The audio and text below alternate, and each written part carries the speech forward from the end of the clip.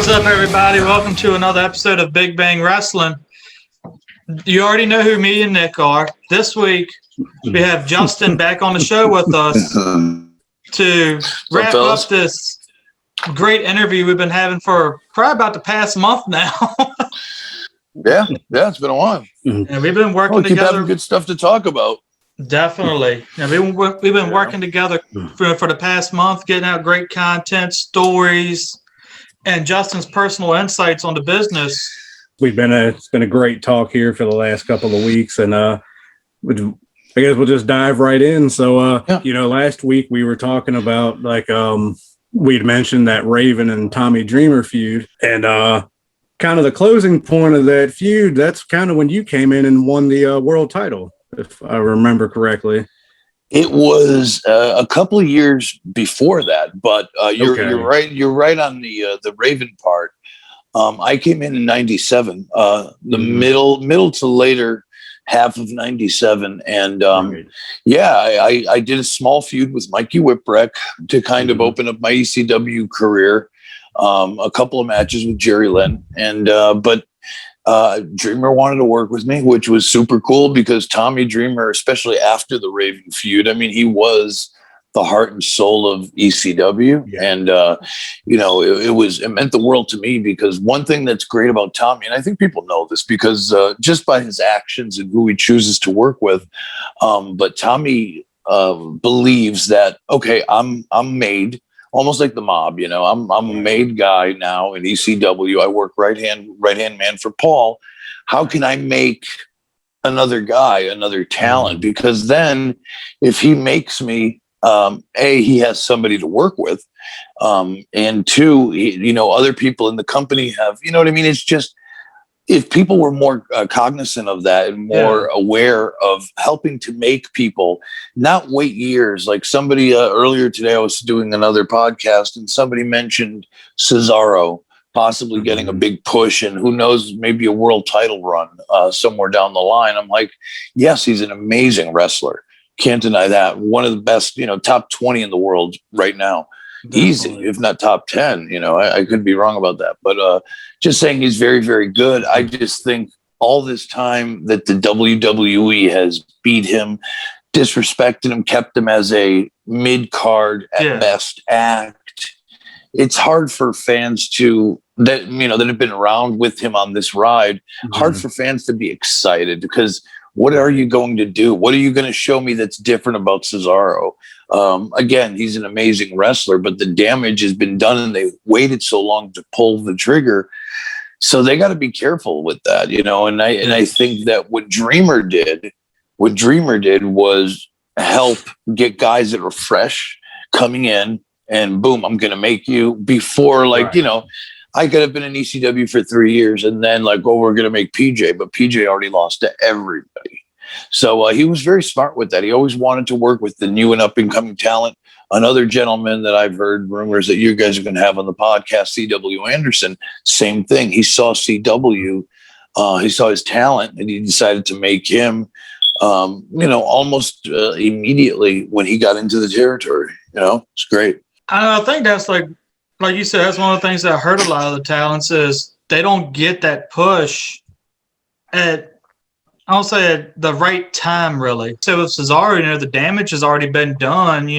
We already know what type of good worker he is. So what is there really left for him to do by getting the world title? Yeah, absolutely. And like I said, I just think, timing is everything in wrestling. I mean, it's so important. And by waiting, with a lot of the people they bring in from NXT or don't bring in from NXT, it's like, what are you waiting for? You have so much amazing talent. You have Tommaso Ciampa, you have Johnny Gargano, you have Adam Cole. By the time they get to the main roster, if they ever do by this point, they're going to be physically so banged up that it's going to be very hard to, what I'm saying, to get mileage out of them when they finally get to the dance, even though NXT, quite frankly, is just as hard on your body, if not harder, if you really notice how hard those guys work. It's very physical, right? So, and they've already had multiple knee injuries and stuff that. So, and Ciampa's had a near career-ending injury already. That's right. Yeah, that's right. Wasn't it his knee or his neck? It was his knee, and I think he did injure his neck too. I think he did both. That's crazy, man. I mean, right there, and then that's the double-edged sword. The office will they won't even fuck with you if they know you have that kind of injury. They won't say that ever.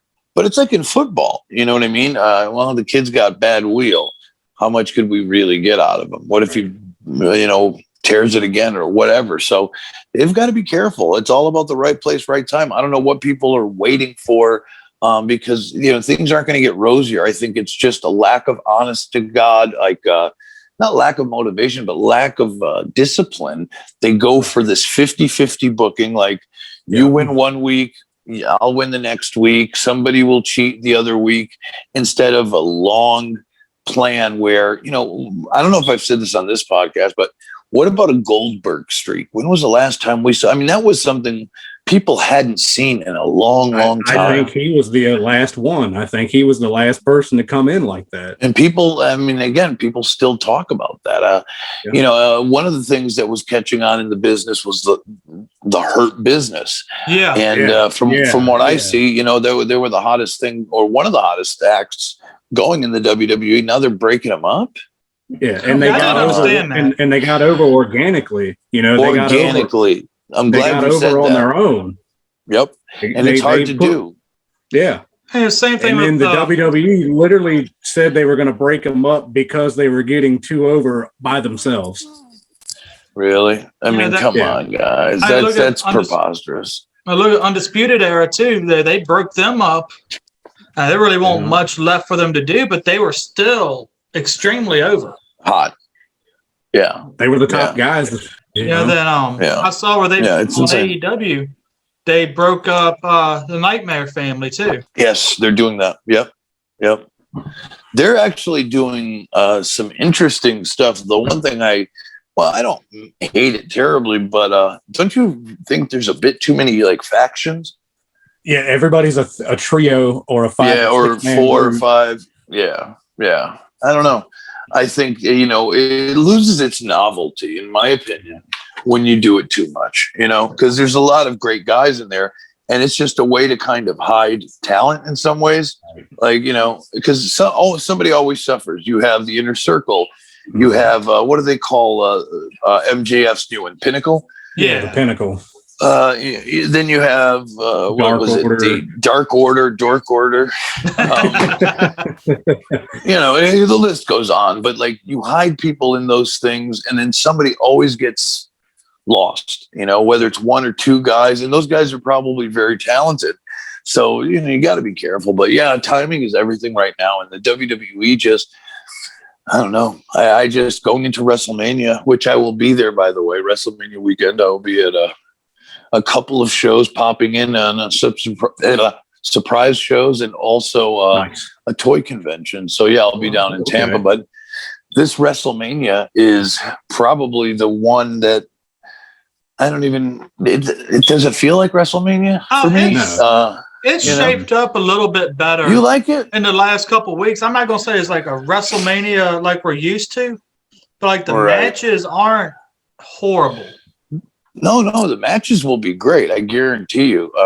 I'm just not excited about, to me, it's like Drew McIntyre, Seth Rollins, with so much content, Raw 3 hours, SmackDown, etc., all these pay-per-views.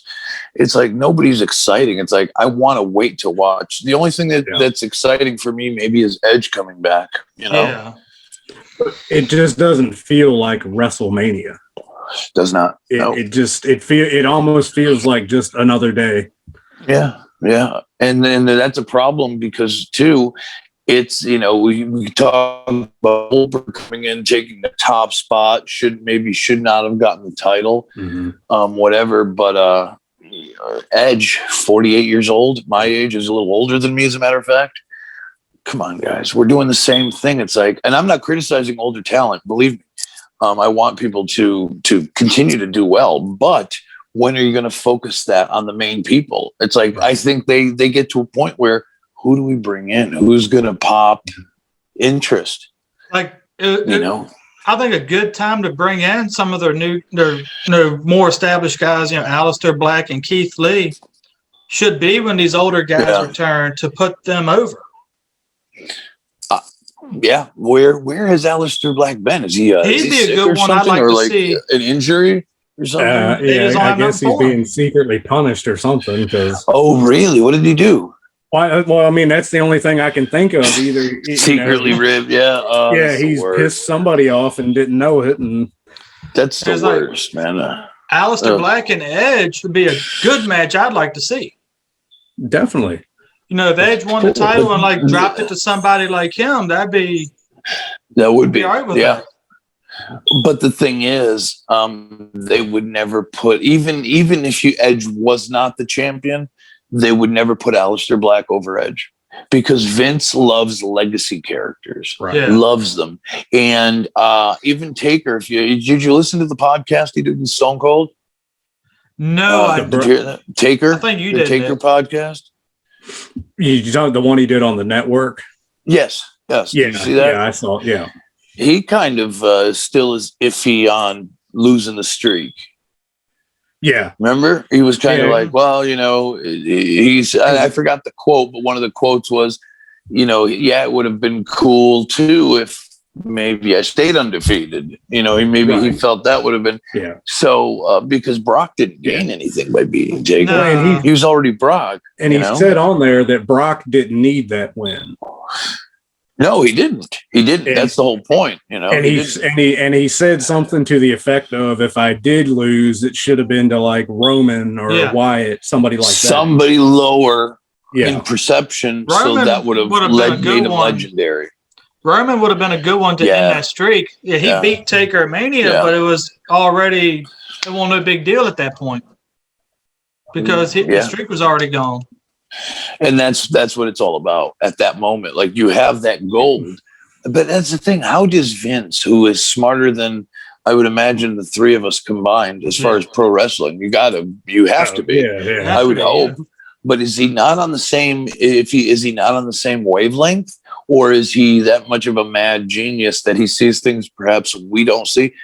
I don't. I used to buy that, right? Like I don't have enough knowledge to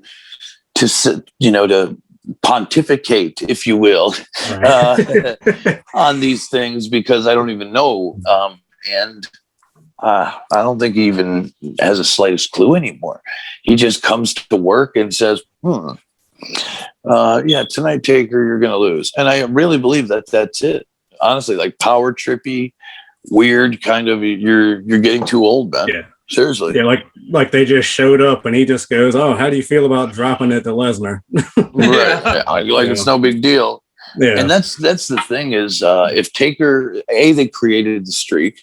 It took them a while to figure out that there was even a streak. Yeah, I remember that. Yeah, he was already up to like 11 or 12 before they started really talking about it. So if you're going to do that, I say you go all the way with it.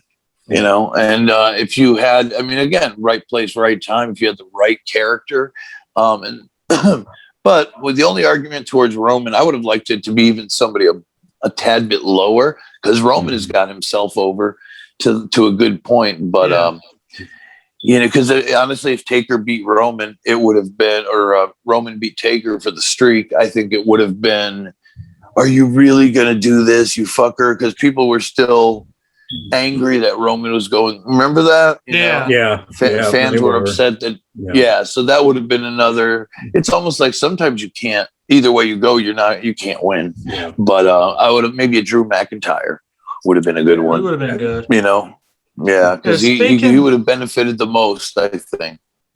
But like when the Fiend, when he came out and he was undefeated basically, for a while until Goldberg. Right. That's another one. What was your thoughts on like Goldberg beating him? I think it was horrible. The need for it. Yeah. I think it was horrible. Yeah. No, because again, it didn't help Goldberg at all. Bill Goldberg. It's going to take a lot to hurt Goldberg. That's another missed opportunity because, in my opinion, I could be wrong, but I think the Fiend is going to be the next Undertaker style character. Right. Because there's really nothing in the pipeline that I could see where they're going to do that. And they've spent a lot of money on promoting him with all these wild, all that shit's production. That stuff's like $100,000 to tape. I guarantee. That stuff's expensive. Yeah, like Firefly Funhouse, that whole thing. That stuff, the fire, the middle of the ring spots where they tear the shit down. Like I remember them telling me the Aldo pyro cost like $7,500 a shot. Back in those days. It was maybe a little more expensive then, but yeah, that's how much it was, to the point where they would try as much as possible. When I was, a jobber, when I really started jobbing as Aldo, like they would try to put me there, like, after commercial break, like I'm already in the ring. So they didn't have to spend the money on the pyro, because that's where I kind of thought, like, if they were doing the pyro, I'm like, I'm still in, because I got pyro. When they started taking away pyro, it's like, oh my God. Yeah, dude. That's how crazy it was. Like, seriously, like it fucks with your head. People will never understand. The first time I went out there and they're like, "We got no pyro." I'm like, what? Like, really? Well, you start planning my future career outside of wrestling. You remember that short period where WWE cut out all the pyro? No, I don't. I really don't. It was like very brief. I think the only time they really did it was at the start of the show, I think. But then other than that, all the wrestlers, they cut the pyro off. Yeah, because for a while, like, everybody was getting pyro. I mean, and I loved it. I think it adds, it just adds showmanship. It's cool. And especially mine, because it's still, I don't think it's been done since, the pinwheels. Yeah. I thought it was a neat with that. Yeah. And I didn't know I was getting pyro until literally, because I didn't get it my first couple of times. And I didn't know how to react. So literally the first time they did it, they explained to me where it was going to be. And it was so loud when it popped off, I actually sold it. And I turned my back to it. Like I almost, like I did one of these, like, "Hey, I got pyro." and Vince said, when I went back, Vince said, "PJ, just don't do that again." That's exactly what he said to me. I was like, "Hey, I got pyro." So anyway, never told that one. So there you go. So anyways, with talking about McMahon, right? Who did you like? I'm not gonna say prefer, but who did you like working with better? Would it be Paul Heyman or McMahon? From a working perspective, as far as like just him and I, like vibing, was definitely Paul, because Paul was very specific on his vision, but not specific on like how I got there during a match. I was very much given, like, Paul would very rarely, but he did, if like there was a spot in the match that he felt was an arc for a character or something that was going to, like, we really need this in here because it's going to help tell a story, then that's when he would interject and tell us what to do. But other than that, he gave us an open canvas where it's like, paint it like you want to, which is great, because it's me, my opponent, and Paul Heyman. The three of us are kind of collaborating, but he always relied on the wrestlers, because the wrestlers in the ring know best, no pun intended, but we did know best as far as what was best for our characters. And Paul, of course, wanted, said storylines to progress. So it was a great experience, but Paul Heyman was also the devil, and he was a lying sack of shit. So I preferred Paul's creative to Vince's, but I much more respected and appreciated Vince's business, as the way he did business, as opposed to Paul, because Paul would literally lie to you. And I remember him making me feel bad because I signed with the WWF. I don't know if have I told you this story? No. Okay, I have signed with the WWF. I'm wrestling in Long Island, New York. I'm driving from my home in New Jersey, and I'm running late for my first appearance. So it's like 2 p.m. Paul is I've not spoken to him. He's apparently mad at me because ECW had not publicly, gone out of business yet. Right. But we all knew. He was telling us to hang on. Mhm. I'd already gotten a deal weeks before, but he was cramming bullshit saying, I'm in LA trying to get a deal. I'm not coming back till I get a deal, kind of a thing. So I get a call on my cell phone. It was like when cell phones started to really become prominent. Yeah. And I get a call, and not that many people had my cell phone number. So I was like, what the fuck? Pick it up. It's Paul. He goes, where are you? I'm like, what do you mean? I'm driving. I'm around my house. He goes, aren't you supposed to be at the, I think it was the Meadowlands in New Jersey. It wasn't Long Island. It was the Meadowlands. And he's like, how do you know I'm in the Meadowlands? Oh, I'm debuting on Raw tonight, just like you. I'm like, really? You sack of shit. You're telling people that they're scumbags for betraying ECW while you're calling me. Already he's at the building asking me where I am. Yeah. Wow. Oh yeah. Welcome to pro wrestling. Wow. Fucking piece of shit, dude. The devil. That's why I appreciate. Vince will tell you. I got nothing for you, PJ. I'm sorry. Right. Best wishes, bro. I guess that answers one of my questions. I appreciate that. Because I was going to ask you, like, how was Paul Heyman? That's as honest. I was going to ask you, how was Paul Heyman behind the scenes, backstage? That answers it. Yeah.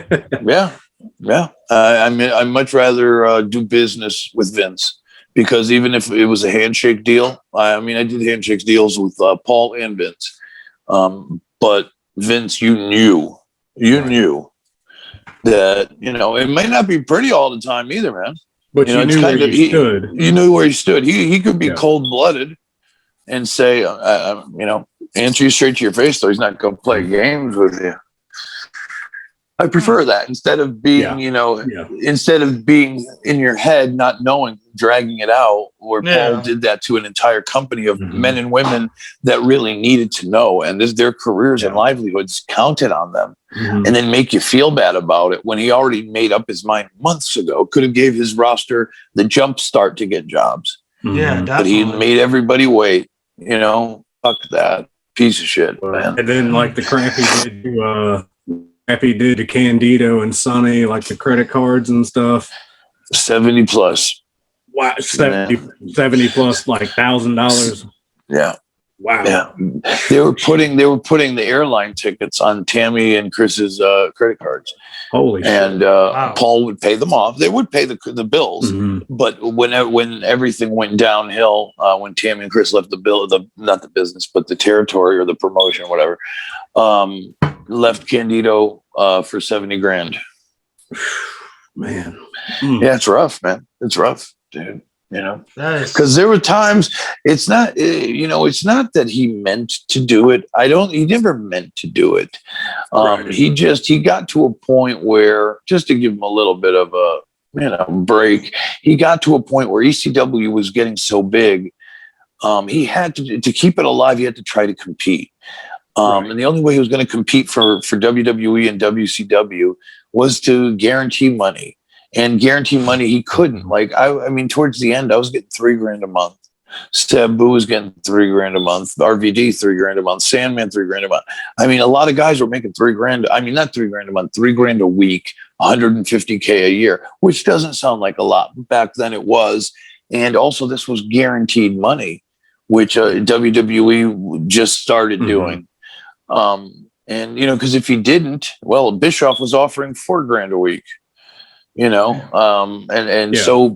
ECW was making money, just not as much as he was spending to keep it, And a fun fact about this, the year ECW went out of business in 2021, February or March, something like that. It was the most 2000 the year, or the fiscal year of 2000 was the most profitable ECW was as a company ever. in its history. Wow.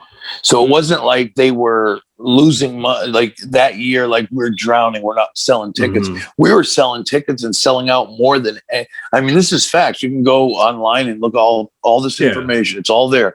Right. It's just Paul had done so many bad deals, and he was working with loan sharks and other kinds of street people. I remember my wife worked for the company for years. She did merchandise with another lady, and Dreamer was the head of the department for merchandising. So my wife would count up sometimes at big shows 50, 70 grand, no exaggeration. She's right here. She'll tell you $50,000 to $70,000 in cold hard cash. Damn. Cash in a manila envelope. And all Dreamer would say is, if this was this guy's name, he wasn't with the company, but he was a mysterious, entity in a suit. Yeah. If Steve Carroll comes to the table, whatever he says, like an amount, just give it to him and write it down. He wasn't like a mafia guy, but he was like a loan guy. I don't know if he was a loan shark, but he was definitely paying points on it. So, yeah, that's what was going on. So he was always working from behind. You know what I'm saying? He was always working from behind, But it's sad. And the pay-per-view companies back then, you didn't get paid on the buy rates until 90 days later. So Paul had to front, like, a pay-per-view back then took like 250 or 300 grand. So he would borrow that money just to have the pay-per-view. Paul would only receive the gate and the merchandise, the cash he made that night coming through the gate and the and the merchandise. That was his immediately, but he had to wait 90 days for the buy rates and the other stuff to get counted. Then the cable companies and satellite companies would cut you a check. And that's where shit started we had a lot of money coming in, just wasn't coming in fast enough. Right. Wouldn't Does that make sense? Right. So it's just, that's what happened, man. And, Austin has on his series, I've been on Steve's twice, and Heyman's been on once, but Heyman tells a great, the Paul Heyman, Steve Austin podcast is really good because it explains a lot of this, Right. And it's a shame. It's just a shame. But everybody knew, Paul was just ready to go. He had, he knew he had his ticket written. He was just trying to kind of make ECW go down the way, like in a blaze of glory, kind of. I don't know. He wanted it to go down his way. His way, right. Yeah. So when ECW finally went out of business, how many of the guys went to other promotions and how many just found other lines of work? Well, this was the biggest problem. And this is why I think so many people really got messed up around this time period. There was WCW. They hired, I forget the number, but I think they had 200, which is absurd, but 200 full-time contracted wrestlers on their roster. Holy shit. That's a lot. Yeah, that's facts. That comes from the company itself, because they had to report all that stuff because it's Time Warner and it's public information for the stock market. Anyways, 200 people there. ECW hired about 50 full-time wrestlers, and WWE, I would say between 100 125. So I'm horrible at math, but if you do the math, I'd say let's say it's 350 people between three promotions, have full-time positions and make a living on wrestling. Now, all of a sudden, in less than 3 months period, ECW goes out of business. That's 50 jobs. Yeah. WCW goes out of business, and they hired everybody, including Judy Bagwell. That's another 200. So about 250 jobs out of 325 jobs got eliminated. So more than half of the jobs in the bit, like if it was any other business, if it was a business of whatever, so more than half of those jobs went away, and that's the business you're in. Bro, you know how I mean, so many people crying, so many people that had to sell their homes because we're making six figures, and the indies weren't robust back then like they are today. Yeah, there's nothing like it. You mean you can get a booking once a week or something, you know, for a decent payday, but it's not like, you know, making a living where you could support a family, you know, pay your mortgage, etc. It's nice when you get $3,000 every week. Like I said, it wasn't the most, you know, I wasn't being a millionaire, but $3,000 a week to wrestle Friday and Saturday, $1,500 a match. It's not the best, but I'm with family. My wife works for the company. She's making $150 a night for doing concession stand stuff. So that's $300 from her. Plus so I'm making $3,300 a week every week. Make a nice little life right there. Yeah. You know, I could pay my bills with one check, then the rest is fucking, you know, savings or whatever. I wish I made that kind of money. You know, a lot of people do. And it was just a wonderful time. That's why I never had the wanting to go to WCW, you know, because in WCW, I would have probably got 220. But in that 220, I would have had to be around assholes. The stress, the insecurities, the not knowing, traveling a lot more. Yep. You know, a lot of these shows were around my area. So I would drive to Philly, do the show, drive to my mother-in-law's, which was an hour away, then drive home, which was 2 hours away. So 6 hours round trip instead of flying all over the globe. And I did, you know, almost the same amount of pay minus a couple hundred. ECW was a dream job. It was a dream job. You know, and it's a shame, but yeah, that's what happened, man, with all those companies, with ECW and WCW going under, and then having everybody trying to it's like the Titanic sinking. We're trying to get a life raft to the WWE. That's where I was so smart. I wasn't trying to like stick Paulie, but I'm like, dude, if I don't get off, I'm going to go down, because Sandman didn't get a job right away. Dreamer didn't get a job right away. Raven didn't get a job right away. Little Jerry Lynn, RVD. You know, of course, these guys ended up doing well for themselves, but I'm talking right out the gate. I was right there because I knew I had to be, or else I'm going to get caught, and I won't end up anywhere. Yeah, you know, if you snooze, you lose, dude. Yeah, yeah. Speaking of RVD, like, you know, you saw where he's now getting inducted in the Hall of Fame. What's your thoughts on that? I think it's great. I think it's well deserved. He's a different kind of athlete, man. Just his physical abilities, like even from a very early age, he took wrestling very seriously. Built his body up with the martial arts, like with the splits and the flexibility is really, in my opinion. Because he was doing yoga before anybody was doing yoga. And yoga is just so great because not only does it help injuries, but it helps prevent them, because being so flexible, it helps you not tear anything if you're warmed up and you're loose. So he was so ahead of his game. The way he would sell, like if you give him a pile driver, he'd push up and make shoot right bounce. I mean, his frog splash, his kicks. He was just next level, man, and he was ahead of his time, very much ahead of his time. And the stuff that he did for a man his size, because he was not a small man. He's not a small guy at all. Nope, he was. He's about 6 foot, but he was about 230. So that's I was 6 foot, about 230, 240. So we were about the same size, and that's not a cruiserweight, bro. That's a heavyweight. Jeez. You know, and he was doing all that shit. Yeah. And just the way that he could adjust that frog splash in midair anywhere. Yeah, you could it did not matter. Anywhere. Oh, pretty. Very I didn't know he was that big, though. I thought he was a little smaller. Oh, yeah. He's a big cat. He's a big cat. Yeah. It shouldn't, like what he did shouldn't have worked for his size, but he just did it flawlessly. Yeah. You're absolutely right. And he's a super nice dude too. He embraced who he was. I mean, what you see is kind of what you get. Rob is Rob. He's a podhead.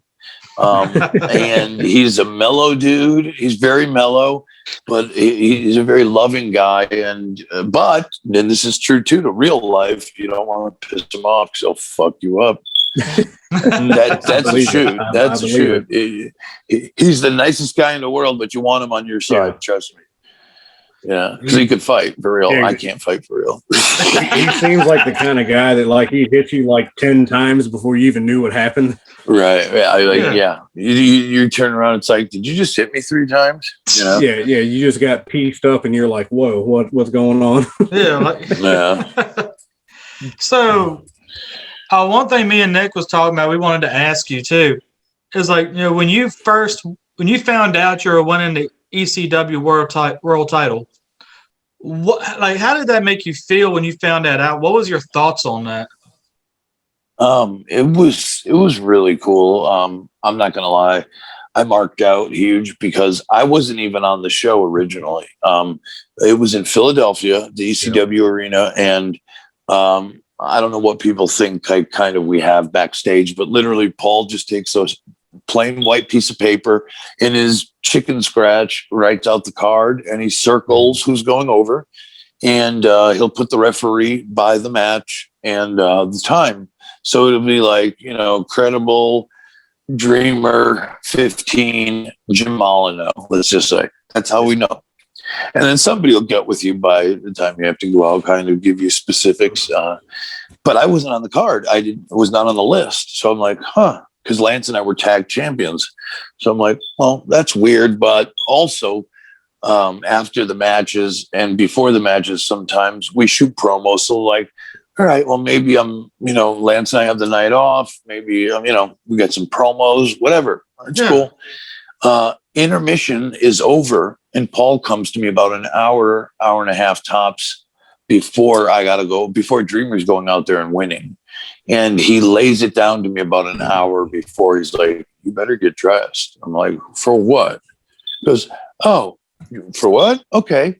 And he boom, boom, boom, boom, boom. And I'm like, wow, are you serious? Like, I thought he was ribbing me. I thought it was a joke. Right. But it wasn't, and it was the greatest feeling in the world, dude, because I never thought, like, in pro wrestling, in the history of American pro wrestling, there was always 3 recognized world champions. For the longest time, it was the AWA, the WWF, and the NWA/WCW. Those were the only 3 recognized world heavyweight titles. Since AWA went under, ECW, so after the dropping of the NWA title and all that shit, crowning it Extreme, that was it was WCW, ECW, WWF. And I'm one of the 3 world champions in America. I remember that year, I was I think in the top 500 or whatever it was, I was number 6. Oh, wow. Which was pretty cool. Like, I beat Hunter. I beat, the guys ahead of me were like Rock and Austin and like Hogan, maybe Sting, so I was like right there in ECW. I was the first guy, because that's how they did it. I know it's a work, but it's a work, but is it? Because they're looking at it like guys who are drawing, guys who are the biggest draws. So that's how I felt. In 2000, I was the number 6 biggest draw in the world of professional wrestling. That's pretty fucking dope. And we're talking Japan, because like Jushin Liger was in the top 10 that year. Yeah. So like, not only in America, but in the world, I'm talking New Japan, All Japan, I'm number 6, And in the year 2000, All Japan was still on that insane run they were doing. That's right. Yep. And I ended up working actually for All Japan in 2003. I did 2 tours. Oh, okay. And a side note, D'Lo Brown and I went over. This was after I got fired in 2003 in WWE. Johnny Ace, who was head of talent relations, has the connection to Giant Baba and his wife, who now took over the promotion. So D'Lo Brown and I, no, not D'Lo Brown and I, what's his name? Umaga. Remember Umaga? Yeah. So Umaga and I were, we entered the, what do they call the tag though? It wasn't the World League. It was whatever, the All Japan. It was a famous cup, the All Japan Tag Title Tournament that they held every year. And we went all the way to the finals, and we lost to D'Lo Brown and Taka Michinoku at Cork and Hall. Yeah. Oh, wow. Yeah. And then we ended up going to the Super Show at Tokyo Dome. Nice. Yeah, so I had to run in All Japan. So, anywho, number 6, that was the point. Yeah. So what was it like that over just there in means you're the Japan? 6th best guy in the world at wrestling. That's pretty damn good. Pretty cool, dude. The only thing I wish I could have done was work for New Japan. That's the only promotion I never did. I've done Ring of Honor, MLW. What else is there? Obviously, ECW, WWE. I did 2 jobs in WCW. What else is there? All Japan, Impact, and Noah. I didn't do Noah. Noah. I did World 1. No, Okay. what is it? Pro Wrestling, the 0-1. What was that one called? Yeah, it's 0. Yeah, it's 0-1. 0 something. Yeah. Yeah. I did that. I worked for a promotion in Mexico. It wasn't AAA or CMLL, but I worked in Puerto Rico for Savio. So I basically worked everywhere except New Japan. It's the only one I haven't worked for, and it's not going to happen either. Not the way those motherfuckers are going. Not that they would want me, but that's next level. That's like there's some killers over there right now. You ain't lying, dude. But they're paying. They're paying. Yeah. They're paying bread. Like, you don't want to come work in America. Like, I don't understand why anybody would want to come to America, because those guys are from what I understand, they're treated with gold. Like, when I went to Japan, they were paying me so much, I literally had to buy. I never understood why wrestlers had Halliburtons, which are like those metal briefcases. Yeah. You know what I'm talking about? With The big suitcases. Yeah. There's a reason for that. Coming through, I did a 4-week tour. It ended up being, I think, 30 days, but with travel, 32 days. Mm-hmm. I had about 25K in my Halliburton because they pay you in cash, full cash. Yes. Yeah, they don't do checks. Not for the gaijin. Gaijins are what they call the American wrestlers, almost like gringo. It's like the equivalent of gringo. The gaijin would all be paid in cash. And after Tokyo Dome, I got handed like the Sopranos, like a manila envelope, just, and I put it in my Halliburton, and then try going through customs with that and explaining. I had to declare why you have $25,000 in your suitcase. No, well, they had seen it before, but I had never seen it before. Because wrestling and other kinds of businesses like entertainment and whatnot, but I had never, walking through customs with that kind of cash, I felt like I'm going to jail. They're gonna pull me in the back room. They're gonna put something up my ass. Something. I might get caned. I don't know. Brother, when I wrestled in Singapore, they would stamp your passport. The trafficking of illegal narcotics requires the death penalty. Hand to God. I have the best passport somewhere that has, like, it's filled to the brim back to front, and I'd love to see it just for memories. But that was one of the most fucked up ones. Like, they're saying, "You're gonna die. You're gonna die, bitch." Yeah. Do I really want to smoke a joint in Singapore? Right. I don't think it's worth it, dude. I don't want to smoke a cigarette, dude. If that's the case, fuck. But yeah. Get high in Singapore or risk dying? Which one? Yeah, dude. Yeah. I don't want to fuck with those. They're crazy over there, really. I mean, but that's why it's so so much different. They have a lot of respect over there. I mean, in Japan, Japan can get a little wild. They have what we have over here, and people partied, but still, it was nothing compared to the cleanliness over there in the streets. Right. Were it wasn't like hoodie or like people like slinging shit on the street. You had to know somebody that knew somebody, and then like maybe you can get some swag weed. I remember one time Mike Awesome and I went to a club after a tour, and he got us ecstasy and a dime bag of pot. So we rolled like a joint. It's like the worst weed ever. Honestly, it might have been oregano. I wouldn't have known. We could have put it on. We could have put it on our shitty Japanese pizza. Right. But dude, we got ragweed. Yeah, pretty much. But then we got some ecstasy. And all I remember is being at the Denny's with Mike Awesome. There was an American Denny's there. Of course, we went there in the Roppongi area of Tokyo. And we were eating, we had smoked a little bit of the joint and took our ecstasy. I just remember waking up in my hotel room completely trashed. I mean, everything off the walls, bed ripped apart, chairs turned over, everything's all fucked up. No reason. I have no idea what happened. To this day, I could have been fucked by 20 dudes, could have killed somebody. I don't know what happened. You sure it wasn't just Mike Awesome just walking through the room? Because he's probably a power giant. Me. Yeah. He's a friggin' giant in Japan. Like that guy, they probably looking at him like, who's this guy? Just that was probably him just fucking jacking me around, fucking power bombing me. Yeah, like he just walked in the room because he's so big and just knocked everything over. It was so much fun though. I miss those days. We had a blast, dude. That's the thing. Imagine being in your like late 20s and having like all that money on you and just having fun, innocent fun. Like we weren't hurting nobody, dude. No. We were just, we played hard at night, but we worked our asses off during the day, going to the gym, whatever. It was just, it was so much fun. The guys were so cool, it was a lot of fun. Miss those days, So you said Singapore was crazy too. You got any stories from over there? No, we didn't party over there, man. It was very chill. Yeah, seriously, we took that stuff seriously because that was a shoot.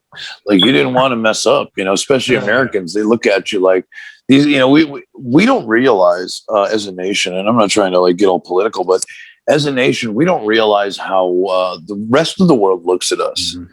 Like Americans and the rest of the world look at us as like jack-offs. Like, oh, here's these ignorant motherfuckers. You know what I mean? Like we don't know any better, right? We got a lot of heat. We're like the heels over there. Well, like in Singapore, wasn't that where that college kid got caned for like putting gum on a bench or something? I believe it was. Yeah. That's the cane. Yeah. Jeez. Yeah, they don't fuck around. Yeah, but, he got like 10 lashings just for putting gum on a bench. Yeah, he got Tommy Dreamered.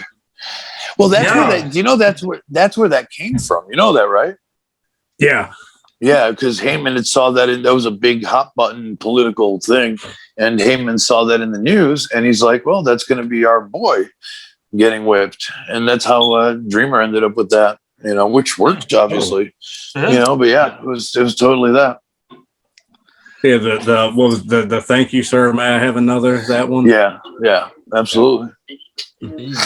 Absolutely. So I know one thing that Nick has been wanting to ask, I think all week since we've been talking about this, is the plane ride from hell. All right. Go ahead. Get it out of your system. Well, no, just, everybody writes the same story, you get all the highlights, but I've always wondered what kind of led up to that. Because you always see the thing about, Lesnar and Hennig wrestling each other and right. Undertaker choking out Kurt Angle because he thought he was beating up McMahon, and I guess X-Pac shitting something there too. No, Pac, or he cut Michael Hayes' hair. Yeah, he got Michael Hayes' hair. What do you mean? Like what led to all of it? Yeah, just like kind of just what this all came about. It was just nothing really, dude. It's just, man, imagine all those personalities, right? Mm-hmm. And now we're all making money. We're all kind of having a really good time. We're still like the show was sold out. Right. We just had a successful tour of England. We did the show Saturday night at the O2 Arena, which is famous. It's it was built next to the old Wembley Stadium. It's huge. Yeah. And so everybody's feeling good. And we get right on the flight right after the show, which is technically something we never do. Because normally that's the time where we'll shower up, we'll go to the bar, and then have those things happen in the bar, like talking, celebrating, shit like that. Right. But instead, we literally are showering and going right to the hotel because we had to get home for Monday Night Raw. Mm-hmm. So like Sunday was kind of like travel / rest recovery for Raw. Right. That was like, you know what I mean? Like Saturday or Saturday rest was Sunday off because England, we lose 5 hours. It's 5 hours difference, and we lose it coming from the UK over here. Mm-hmm. So everybody was just like, this was like the Ramada Inn or the Marriott bar after a show, but on 30,000 feet. Yeah. And somebody somehow, it was a charter, and Vince wasn't doing charters very much at that point yet. Mm-hmm.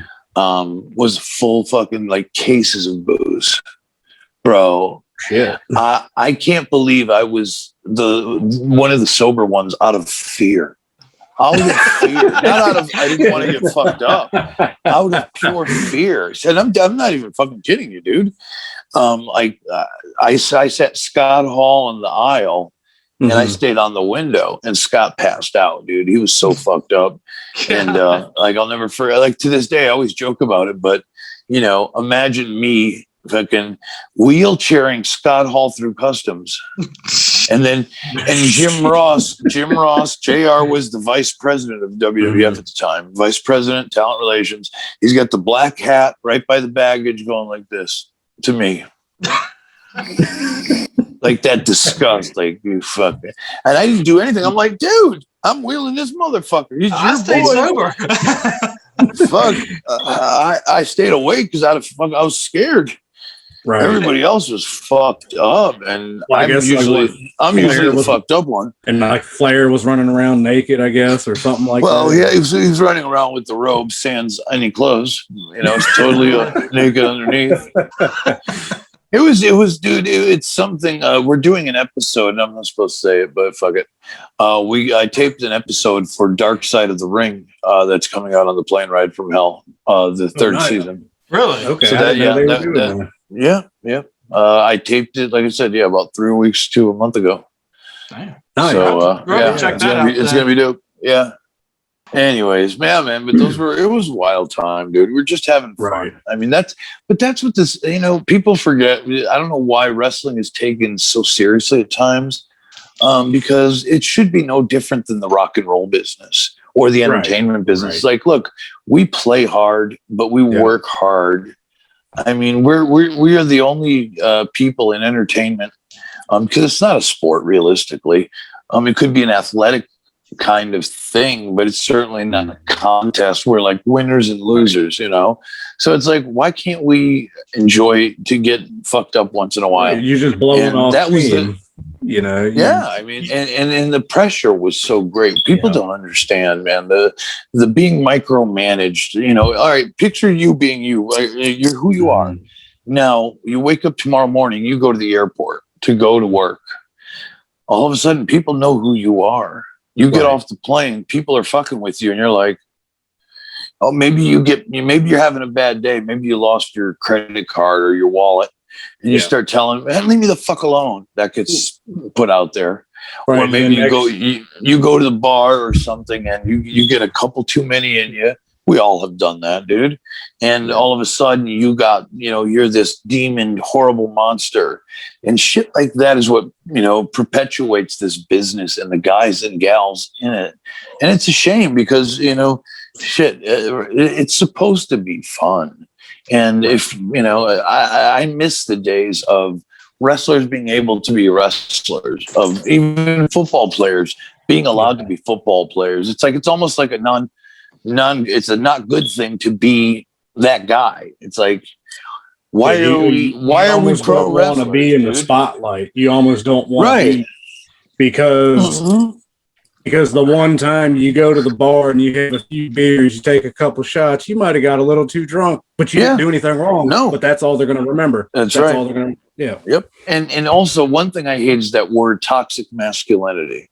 Yeah. People use that. I'm the most opposite of that. I have a 16-year-old beautiful daughter. I've been married to the same woman faithfully for for 25 years. Right. I love my mom, dude. She's an inspiration to me. I'm a good person, but I shouldn't have to also say that I'm not proud to be, a dude and, like kind of like an athlete and have that little edge. It's like what are we doing here as a culture?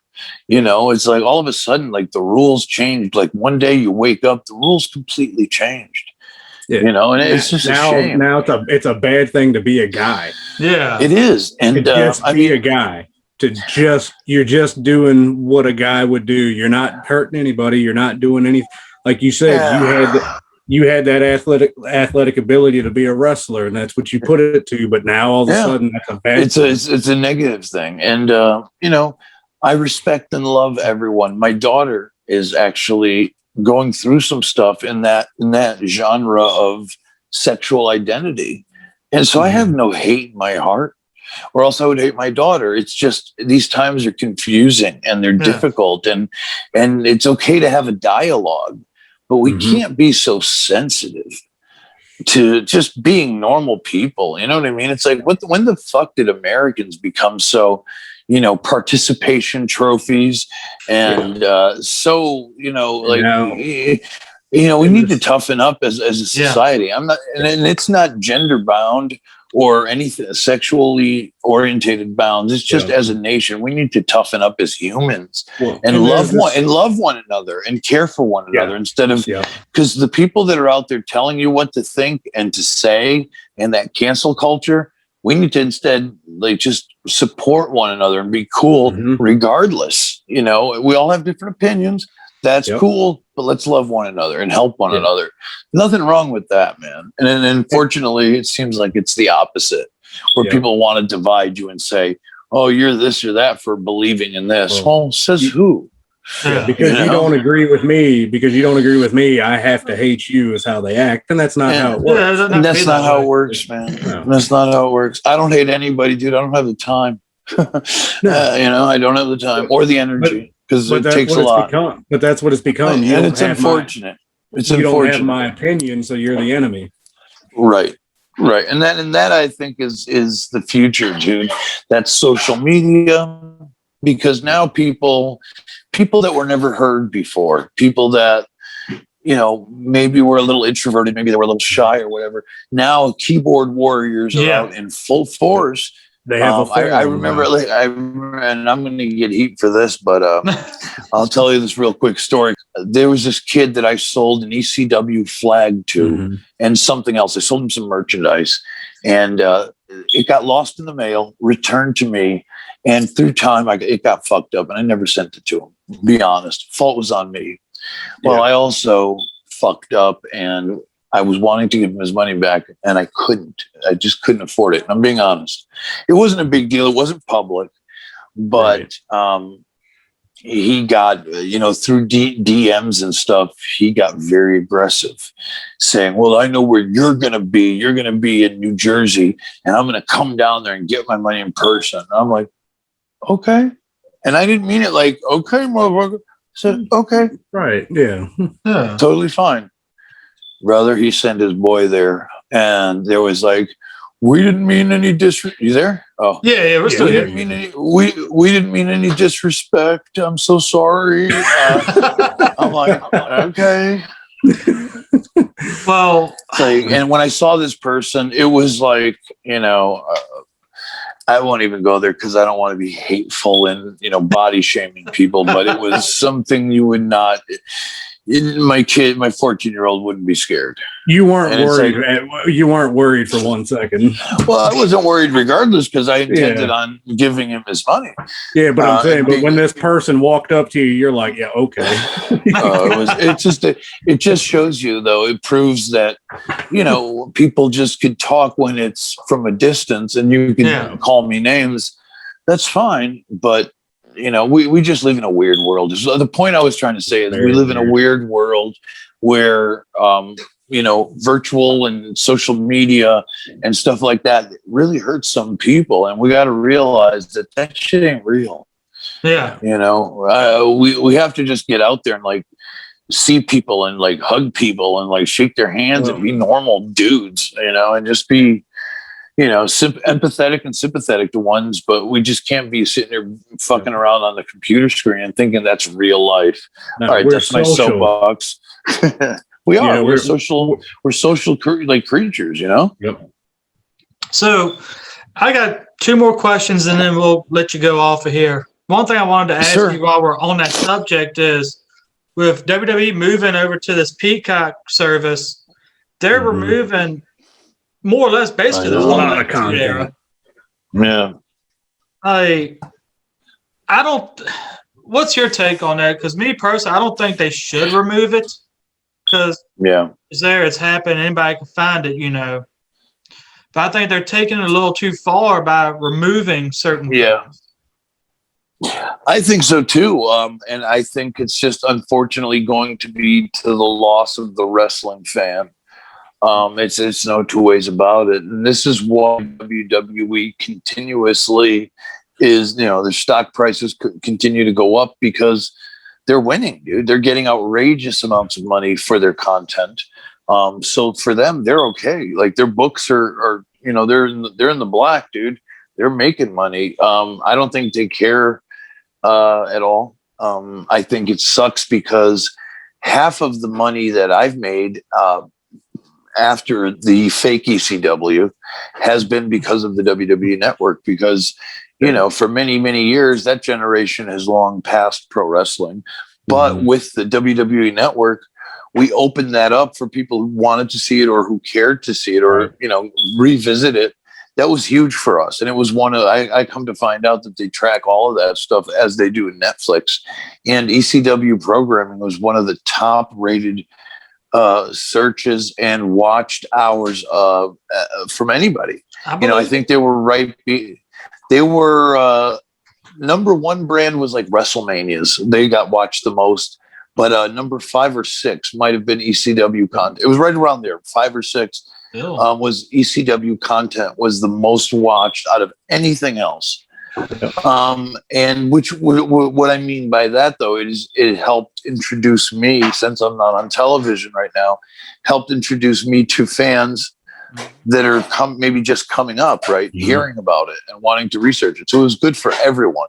Good for the boys, good for the fans. So now with all this questionable content as far as Peacock and NBC are concerned, yeah, it's going to suck, dude. There's going to be a lot of library that's going to be not lost, but that's going to be put away. Yeah. That's you know, I hope people kept their DVDs. You know, that's the only way you're going to see it now, really. Yeah. And hope, hey, if they're smart, maybe they could. I don't see it happening, because we're not going to go back in that route, but maybe in some way, if they could put it to that, you know, have a physical copy, but that's the only way people are going to see it, you know, that's it. And also you just mentioned the fake ECW, you know, where WWE tried to, I guess, reboot it. And basically after a while, they made it a developmental, more or less, after a few years of running it. When you eventually became NXT, but right, yep. You know, when you got called up to do that, you know, I think you only had like a handful of matches with them, right? I did, yeah. Like, what was your opinion on that? Because you did the original One Night Stand, and I did One Night Stand. The original, I came out and I caned Chris Jericho. Lance Storm and I ended up, you know, doing the pose and partying afterwards. Not partying, but like celebrating in the ring. I was there in One Night Stand too, but I only did a small cameo at the end. I worked CM Punk's debut match for WWE. Okay. It was his first match ever in a WWE ring that aired on television for his, you know, the beginning of his legendary run. I wrestled Balls Mahoney. I wrestled Sabu. I wrestled Danny Doring, Tommy Dreamer, Roadkill, some guys like that.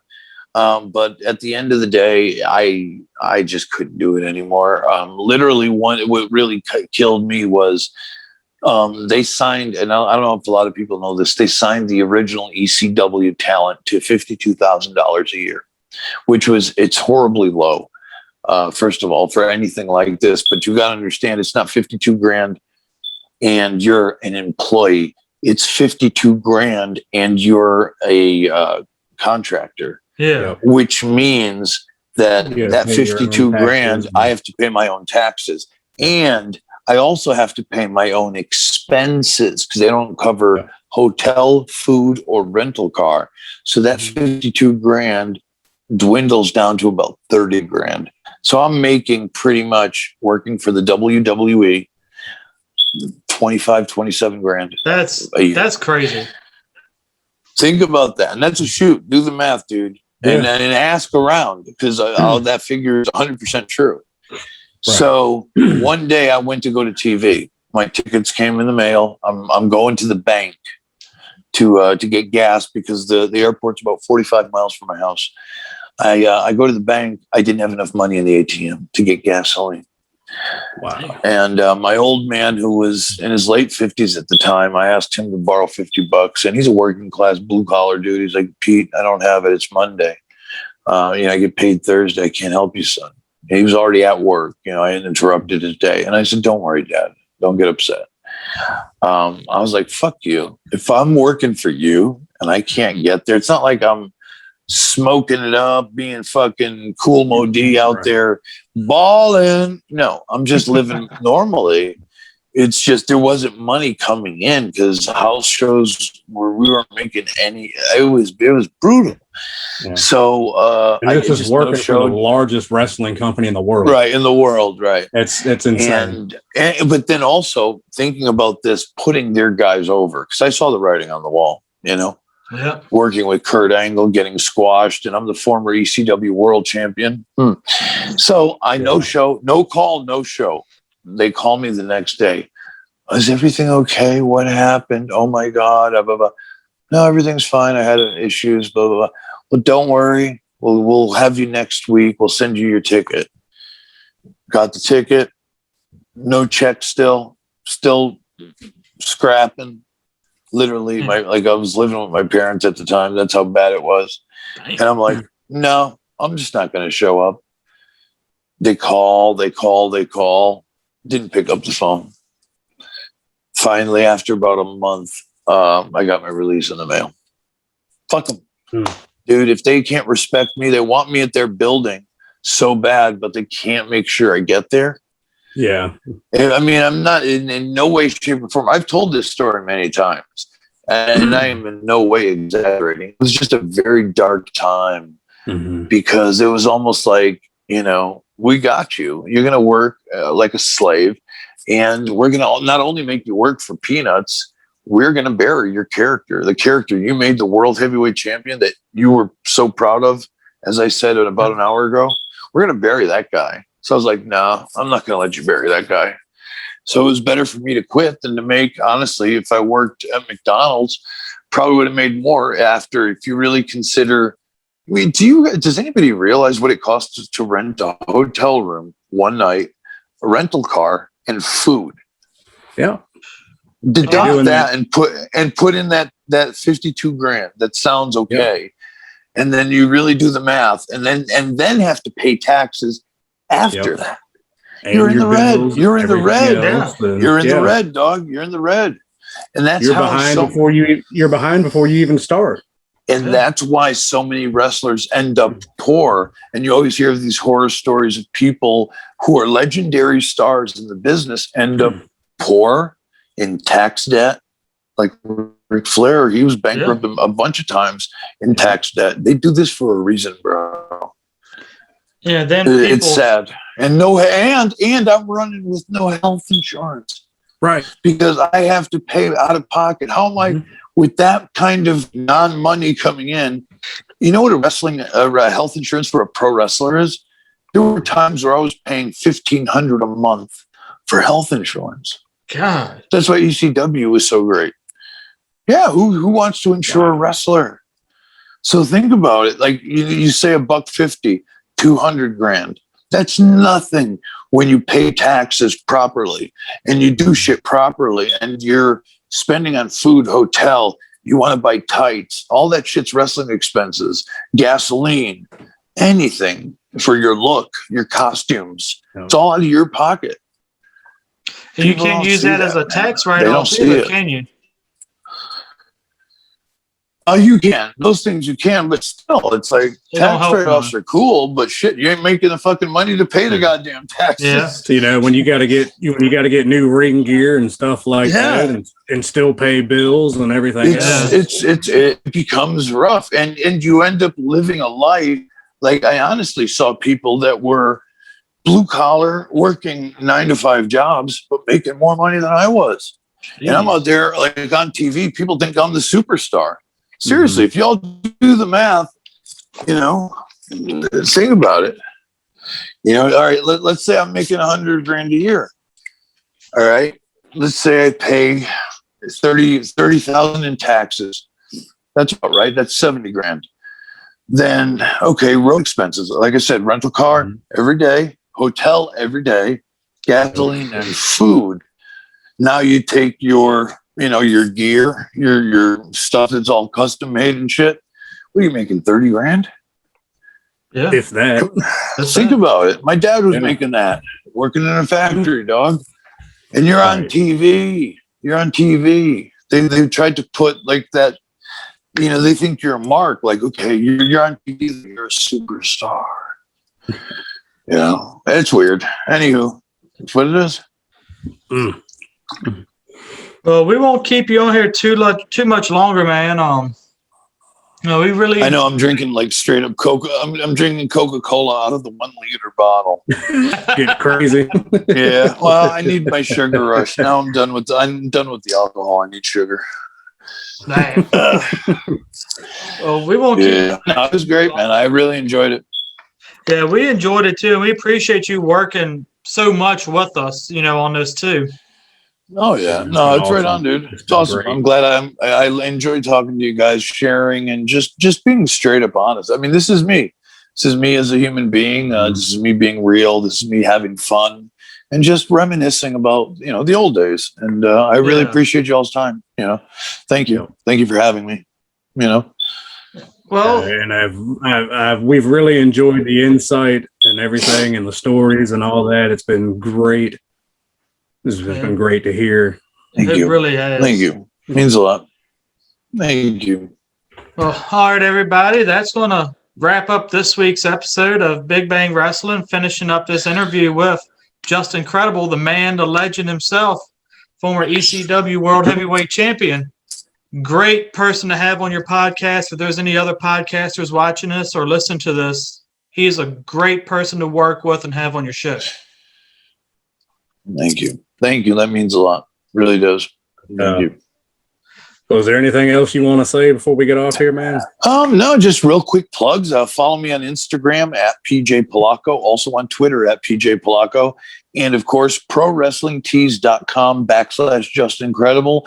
I have over 20 shirts, some ECW old school originals, some new school stuff, and of course, some Aldo Montoyas. So I got a whole variety. So go check it out. www.ProWrestlingTees.com/Justin Credible. You won't be disappointed, man. Buy a shirt. All right, everybody. Thank y'all for watching, and we are out.